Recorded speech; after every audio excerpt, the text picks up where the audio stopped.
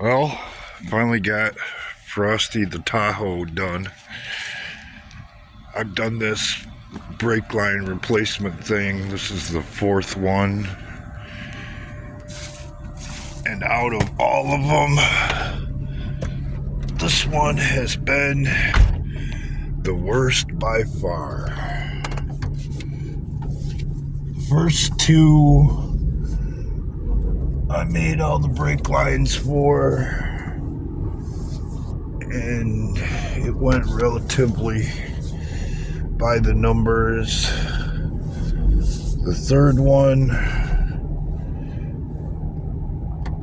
the guy bought a set of stainless steel lines, and that went really well. And this one, he got a set of stainless steel lines, and it was horrible. The fit was terrible. The fittings ran smaller than the factory version, and I ended up having to cut the brand new lines and put the old fittings on so that they'd tighten down enough and not tear the threads out of the 20 plus year old aluminum ABS controller, also known as the ABS control module, which I have literally taken out of this truck twice. Not that you can see it, and I don't know what was going on at the quality control section of the brake line factory that day, but the fittings that came on the stainless steel brake lines are smaller, the threaded part, than the factory ones. And if you hold it in your hand and squeeze them together, which is kind of hard to do one-handed,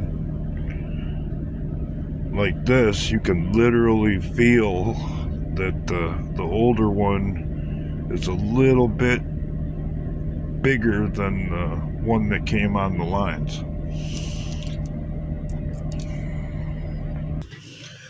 So my suggestion would actually be this. If you're going to do this job, or recommend doing it to a customer's vehicle, stay away from the Dorman version of the stainless steel line kit.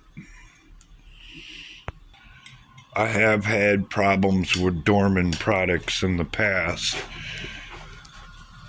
as far as fit and stuff like that, and modifications had to be made, but never anything along the lines that I went through on this truck.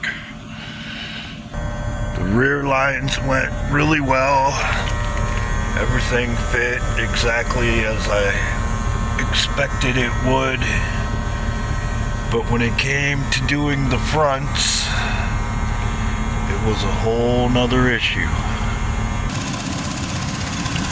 For the most part, the bends were not correct. The length of the lines was too long, especially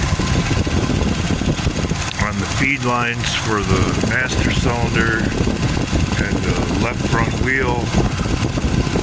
So that meant that things didn't go quite like the factory had intended. But in the end, it is what it is, and at least the damn thing's got brakes. So it's time to say goodbye to Frosty the Tahoe.